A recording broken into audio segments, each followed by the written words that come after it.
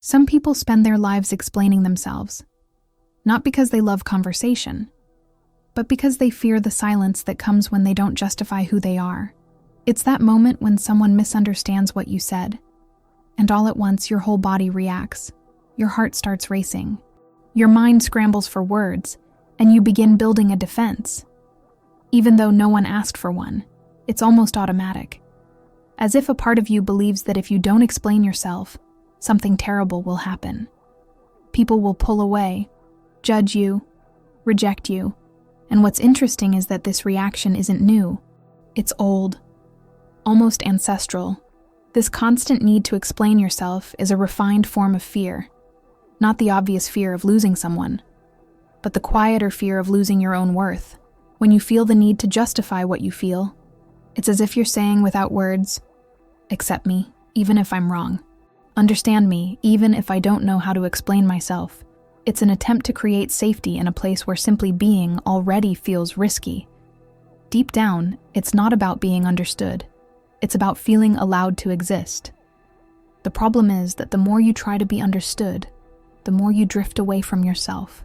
It's as if the soul slowly shrinks with every explanation, giving up small pieces of its truth to fit into other people's expectations. That's why so many people carry a nameless exhaustion. They spend too much energy trying to translate who they are into a language others will accept, and in the process, they lose the accent of their own essence. This behavior has deep roots. It often begins in homes and environments where feeling was unsafe, where crying was labeled drama, and saying no was seen as disrespect. In moments like that, a child learns quickly. If you want to be loved, you have to be understood. If you want to be understood, you have to be explainable. And so they grow up believing that clarity is the only path to acceptance. Even when that clarity costs them their authenticity, compulsive self-explanation is, at its core, a disguised request for love. It's the echo of a childhood where subjectivity was denied, and the self had to become intelligible in order to survive. Jung might have called this a disconnection from the self, the moment when the ego starts bargaining away its truth, just to keep belonging, and the price is high. Every justification is a vote of no confidence in your own voice. Some people apologize simply for existing a little too much. Sorry, I'm kind of off today. Sorry, I should be happy. And the saddest part is how naturally these phrases come out, almost without thought, as if feeling were a social mistake, as if being tired, sad, or confused needed an explanation. Beneath this constant apologizing lies something deep. The fear of being a burden, of not being accepted in the raw, human form of one's own emotions. The first sign of being trapped in the need to explain yourself is exactly this: apologizing for how you feel. It's the residue of a childhood where emotions were treated as excess or weakness. The child who heard, "Stop being dramatic," grew up learning that love comes with conditions, and that showing emotion puts that love at risk. Jung would say that this is where the psyche begins to split. One part feels, the other censors.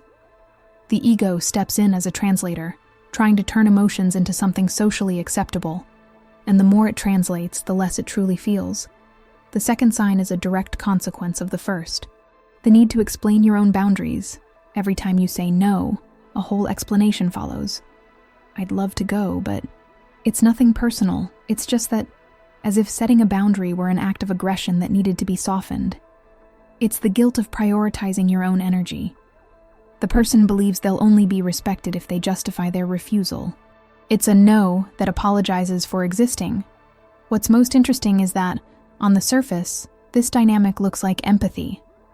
The person sees themselves as thoughtful, considerate, reasonable. But at a deeper level, it's a form of self-abandonment. The boundary stops being an expression of integrity and turns into an emotional negotiation. Jung would call this an imbalance between the persona, the mask we show to the world, and the self, the center of inner truth. When the persona takes control, the individual is constantly reshaping themselves to fit, and no becomes a luxury they don't feel entitled to afford at the core. Both the constant apologizing and the excessive explaining come from the same unconscious belief: I will only be accepted if I am understood. But it's impossible to live in peace while constantly trying to secure acceptance. The soul needs room to breathe. And that space begins when feeling no longer needs justification. Because emotion doesn't need to be logical to be legitimate. It only needs to be heard. Some people finish a conversation and then spend the rest of the day replaying every word in their mind, as if watching a recording of a scene that needs fixing. This is the third sign, a constant fear of being misunderstood. The mind starts spinning around assumptions. Was I rude? Did I sound arrogant? Did I say too much? And without realizing it, the person lives in a state of vigilance. It's no longer about what was said, but about what the other person might have understood. And that vigilance comes at a cost. It turns spontaneity into caution, and dialogue into defense. Jung would say this behavior emerges when the ego becomes hostage to the persona. The social mask we use to function in the world, the persona itself isn't the problem. We all need one. The problem is when it starts running the show, the person is always performing, trying to maintain an image that is consistent, pleasant, acceptable. And the more perfect the mask, the farther they drift from the self, the center of inner truth. That's why silence from others becomes unbearable. It leaves room for doubt. This fear of being misunderstood is deeply human, even touching, because it shows how badly the person wants to be seen clearly. But there's a paradox here. The more they try to control how others perceive them, the more they distort their own essence. It's like a painter who repaints the same canvas day after day, trying to please every visitor to the gallery. In the end, the painting stops being art and becomes a reflection of expectations, not expression. The fourth sign follows closely, almost like a survival mechanism, rationalizing emotions in order to be accepted. The person feels something intense, anger, sadness, jealousy, and immediately tries to frame it with arguments. It's not that I'm hurt, it's just that they turn feeling into theory, discomfort into logic. It's the ego trying to organize the chaos of the unconscious, but emotion isn't an equation. And the more you try to explain it, the less you allow yourself to actually feel it. It's like trying to describe fire while it's still burning. This rationalization is, in reality, an attempt to avoid shame. The shame of appearing weak, irrational, vulnerable. But Jung warned that the unconscious doesn't disappear just because the intellect tries to silence it. It accumulates, and sooner or later, what was repressed returns, not as a healthy emotion, but as a symptom, anxiety, exhaustion, a sense of emptiness.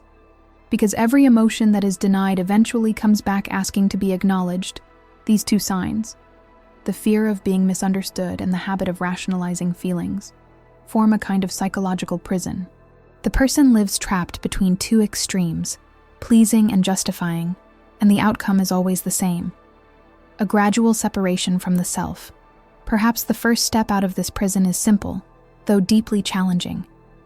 Accepting that not every silence is rejection, and not every feeling needs an explanation. The fifth sign often goes unnoticed because, at first glance, it looks like a virtue. Choosing words carefully to avoid conflict. Those who do this often pride themselves on keeping the peace. But in practice, it's an expensive kind of peace. One that costs them their own truth. They rehearse every sentence before speaking, soften their opinions, carefully adjust even their tone of voice so they won't disturb anyone. Sometimes they don't even realize they're doing it. They just feel their body tense before speaking, as if the world were a minefield and one wrong step could cause an explosion. Jung would say this is the persona at its most refined. The social mask becomes so polished that the person no longer knows where it ends and where they begin. The fear of displeasing others turns into an identity. Living this way is like breathing through a filter. Air gets in, but never fully. In the effort to be understood and accepted, spontaneity slowly fades, and silence starts to feel safer than the risk of disagreement. This attempt to avoid conflict is rooted in an illusion, the belief that if we are always considerate and careful, the world will treat us with the same gentleness. But what usually happens is the opposite. Those who never set boundaries tend to attract relationships where the other person's limits always matter more. And that's when resentment appears. The quiet longing to be seen without having to explain oneself. But that longing is never fulfilled, because no one else can validate what we ourselves have denied. The sixth sign is closely related, seeking validation before taking action. It's when someone knows what they want, but still needs another person to say, "Yes, that's right." Sometimes it's a friend, a partner, a coworker. Any external voice that offers the sense of safety their own inner compass should already provide. It's a subtle dependency, almost invisible, but one that slowly erodes emotional autonomy. And the most painful part is that the more the person seeks approval, the more they doubt themselves. "Am I right?" becomes a mantra, and the inner compass turns into a forgotten ornament. Jung would describe this as the loss of inner authority, the moment when the ego disconnects from the self and begins operating according to external standards. "I feel" is replaced by "what do others think?" And the result is predictable: indecision, anxiety, chronic insecurity. The person starts living to appear coherent in the eyes of others, rather than to be coherent with themselves. And the harder they try to get it right, the more lost they become, because the real mistake isn't choosing the wrong path. It's not trusting the path you chose. These two signs point to something deeper. The fear of losing other people's love becomes so strong that, little by little, the person gives up loving themselves.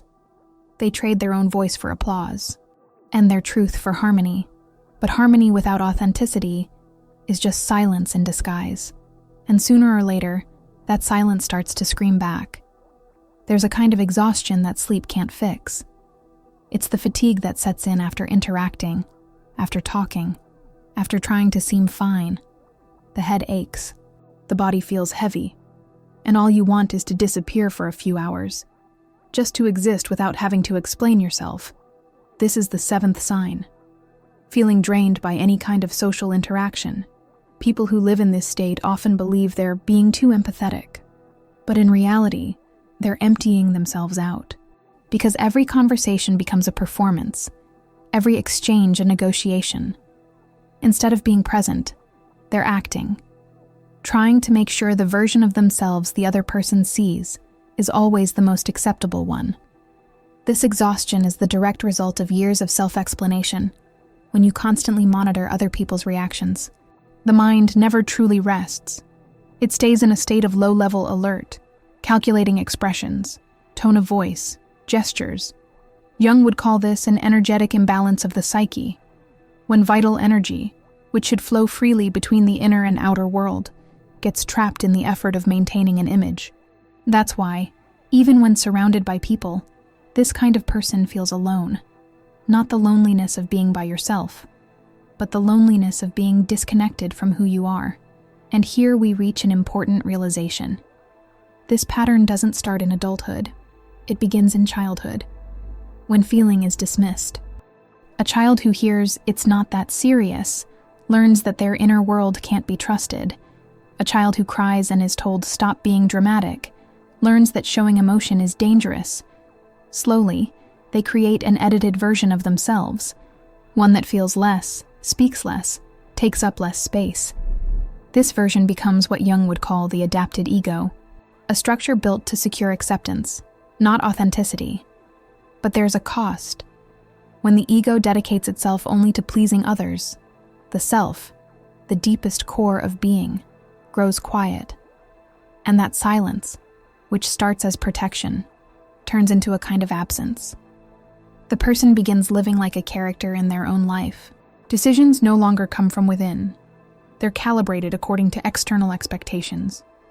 "I want" turns into "should I?"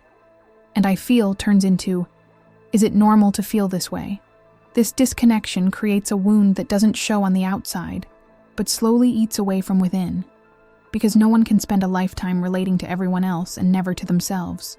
And when the body finally asks for a pause, when exhaustion arrives as a quiet collapse, it's the unconscious knocking at the door, asking to be heard, not with explanations, but with presence, because what the unconscious wants isn't an argument, it's listening.